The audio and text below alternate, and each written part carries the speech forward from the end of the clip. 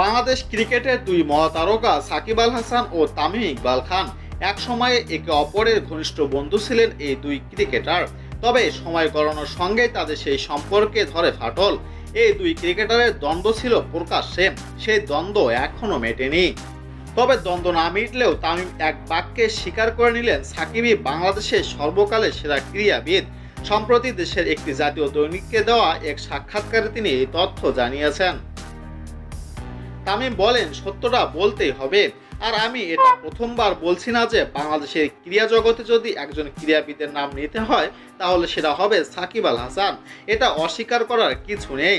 ক্রিকেটের দিক থেকে সে যা অর্জন করেছে তা অবিশ্বাস্য।